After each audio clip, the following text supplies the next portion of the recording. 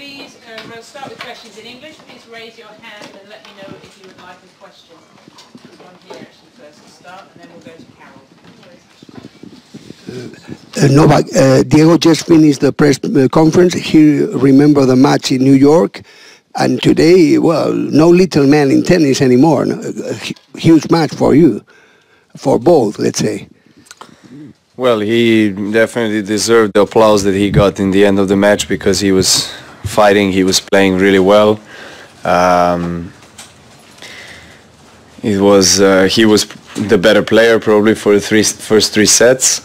And then, you know, the fourth and fifth set went the way I hoped that the whole match can go. So I'm glad that I have some positives, of course, to take from today's match. I was mentally still, strong and as calm as I could be, even though I was 2-1 down. I kept believing I could, break his resistance, and there was just too many unforced errors from my side. The conditions were quite suitable to his style of the game. Very, very muddy, very slow, no bounce. Just he could get a lot of balls back and he could play them very flat. The other side, me, I just I started the match well, but then I lost the first set and then muscled out the second one in my favor. The third one, again, played a couple of lousy games, and he deserved to win it in the end with some great shots. So all in all,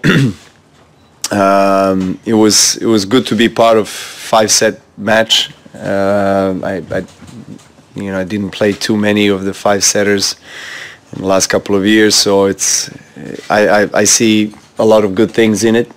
I think it will put me in a good place mentally as well. Physically, I don't think it's going to affect me at all. I've had many situations like this before where just, having a day to recover is more than enough. So I think just mentally it will affect me in a positive way, and hopefully I'll be able to continue, I guess, playing better and better as the tournament progresses. You had the same kind of match last year against Bautista Agut. It was the fourth round, and then after that match, everything kind of clicked. Do you think this match, game-wise, could also help you finding more answers in your game? Of course. Sometimes you need to be challenged in order to, certain things to surface, which maybe are not surfacing if you're winning comfortably. And that's going to happen more as I go deeper in the tournament, because the matches and the opponents are going to get tougher, and going to play against players that are higher ranked and obviously better quality, and so I'm going to get challenged more. And as I said, playing a 5-setter is at this stage is good. I enjoyed playing, really, even though, of course, at times I was not playing my best, especially for first 3 sets, but fourth and fifth went completely my way. I've done things in the right way. I've continued on, playing with conviction. It's just that what I've changed is I kind of reduced the risk, because I was going for my shots too much, I think, in the first couple of sets, and handing him too many presents, and then of course giving him wings to play his best. So I've had, I think, percentage-wise, many of the Grand Slam wins that I've had. If I look at those tournaments, probably 70-80% of the Grand Slam wins I've had, I had at least one tough 4-setter or 5-setter match, maybe early in the tournament, and it's good because it allows you to kind of enter the tournament in a way, mentally as well, and just get challenged early so you can break through.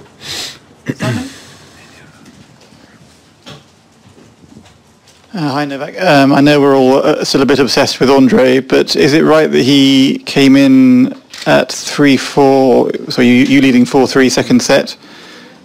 If so, did you miss him, and was it at all connected with the fact that you then broke? Well, I've seen him on the screen. Yeah, I was focused on the match, and I've seen obviously people reacting when he arrived, and he was not supposed to be here today because we've finished yesterday with our in-person collaboration here in Paris because he had many different things that he was supposed to do and that he's doing, but he managed to reschedule certain things and show up today, which was not planned, and I appreciate that. I respect that very much, that he managed to do things and move his commitments around so he could come and watch. So I of course liked seeing him, and I like to see him in the box, and he for sure is showing good spirits and showing his commitment as much as he can to me and to the team, and of course having him around is always gives you more inspiration. Sandy? Hi, I have another Andre question. He did an interview with Boris Becker today, and he says he doesn't really want anything and doesn't need anything. That helping you is helping the game, so he's doing it on his own time and his own dime. Did it surprise you he was willing to help you when he could, but he didn't expect any payment or anything for that? I'm not gonna get into that, but everything that he said is completely true. So it's completely his decision.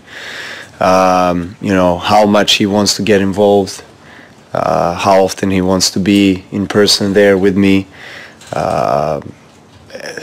This 8 days that we spent together practicing, and of course, first couple of rounds, him watching the matches was phenomenal. I mean, I couldn't ask for more. I mean, of course, I don't have any expectations. I'm just trying to enjoy every possible moment that I have next to him when he's here with me, and when he's not. Of course, we're daily in contact with, calling each other, texting, and so forth. So he's, even at times when he's not there, he is present in my life and in my career. So,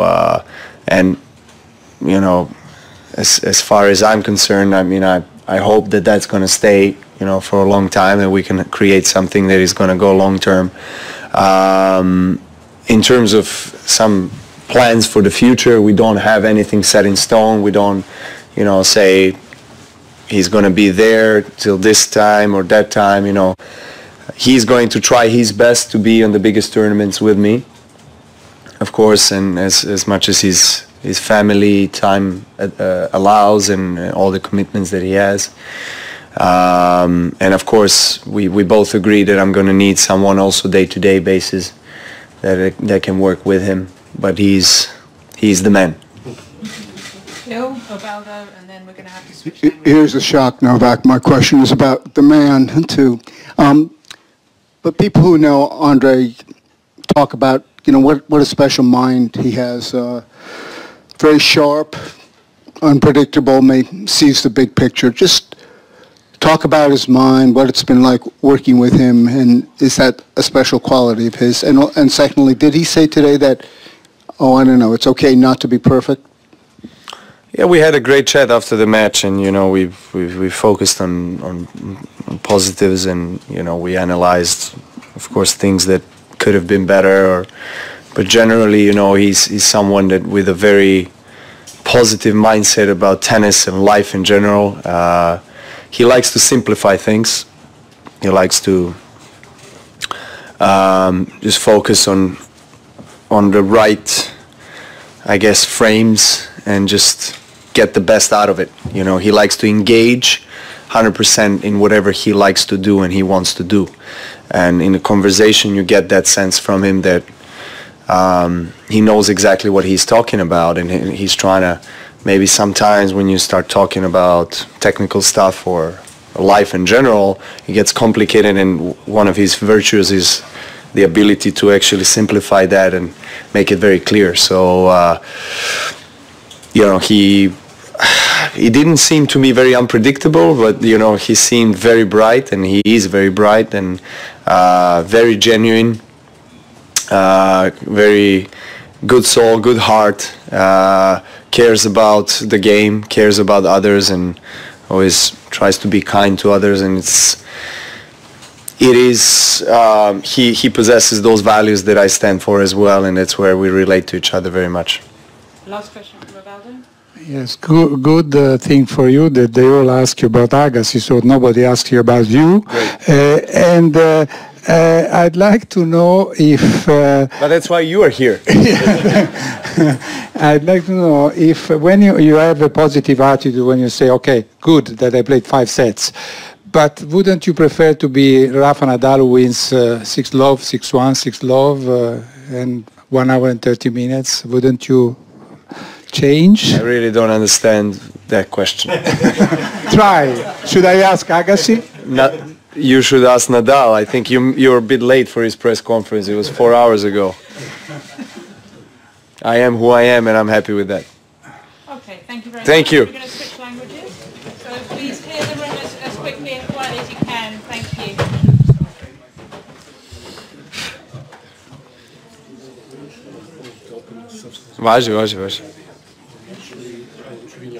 Važi. Ništa, krenut ću onda odatle pa ćemo da se nadovežemo.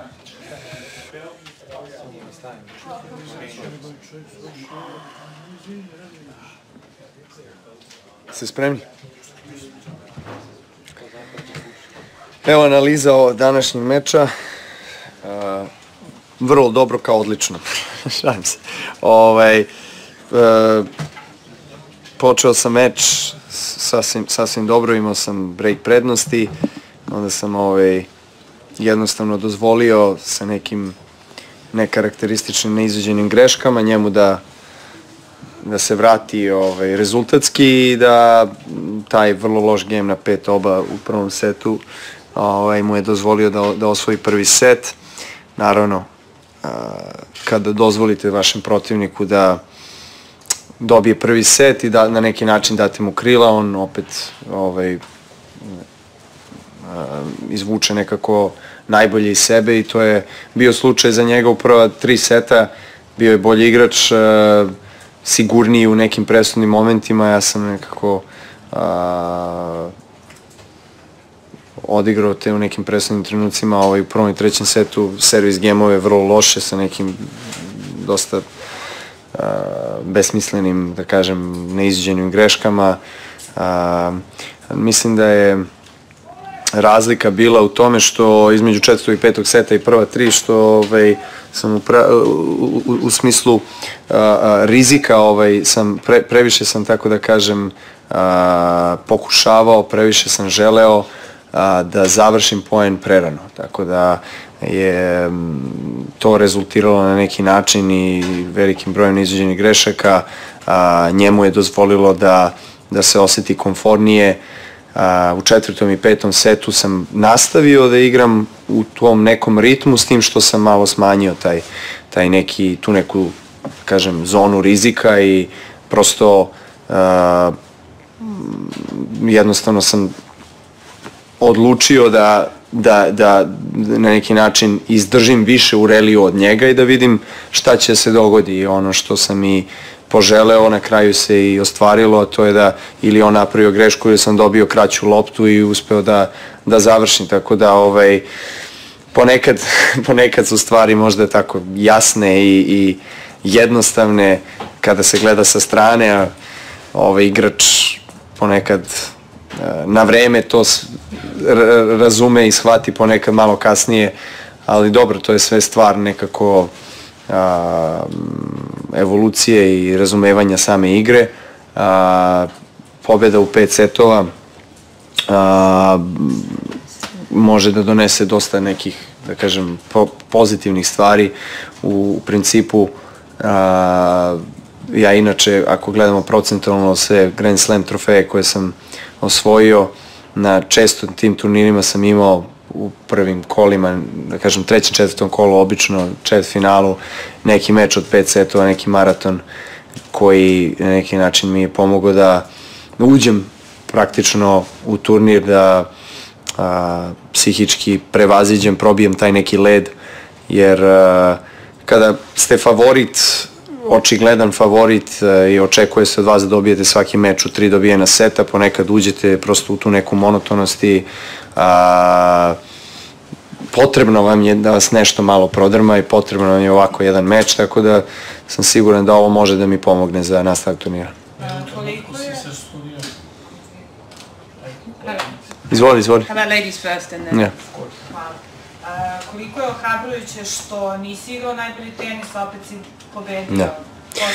Prethodnih meseci to nije bilo baš tako, sad je opet. Pa, Grand Slam je naravno drugačiji, tu imate priliku da i ako gubite 2 setovima opet budete u meču i da pokušate da preokrenete, to je bio slučaj danas.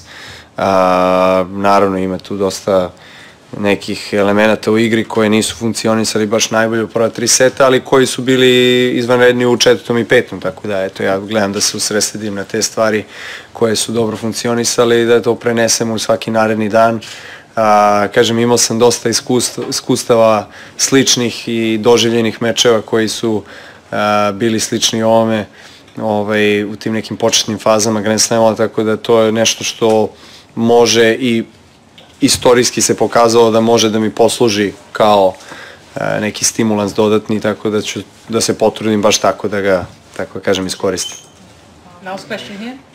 Poslije 2 seta si toliko dobro igrao da čak i ne poremetila ni rasprava sa sudijom, nešto si na srpskom rekao, šta je zapravo?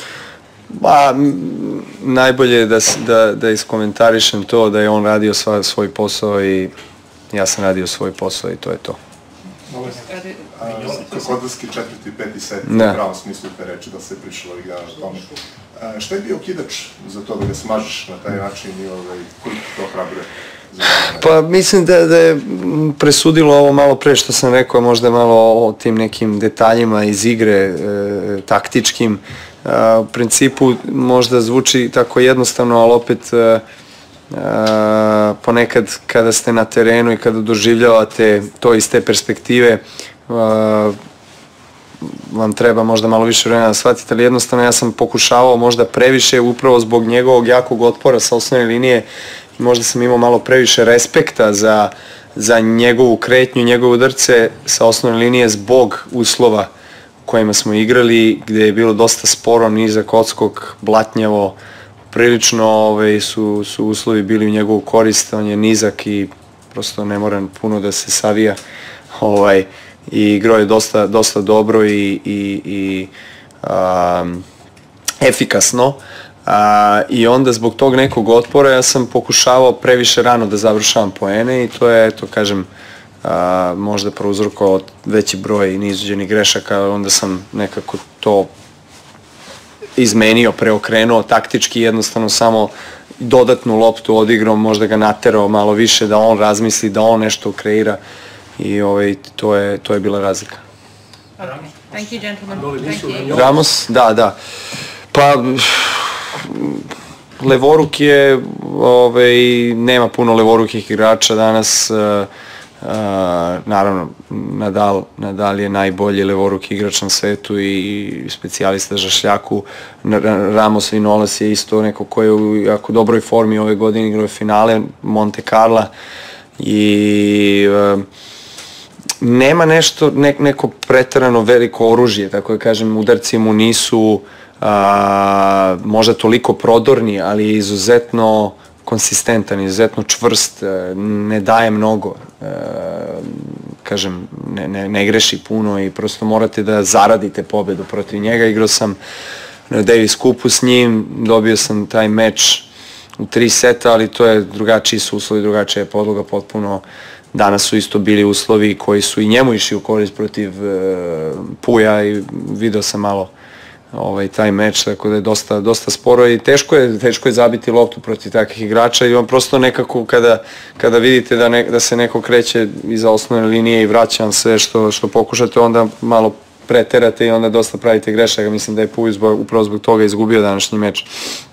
Ali naravno veliki respekt za Vinolasa jer je neko ko se bori i ko uspeva sa tom igrom da pobedi neki jako dobri igrače. Prošle godine mislim Raonić je pobedio, igrao je četvrtfinale ovde, ako se ne varam, tako da mu odgovara ova podloga i ovi uslovi, ali vidjet ćemo. Mislim, u principu ovo je za mene jedna velika lekcija danas i uspeo sam da prebrodim jedan veliki test, tako da se nadam da će u narednom meču već stvari malo da se slegnu od početka. Hvala. Okay, thank you very much. Thank you.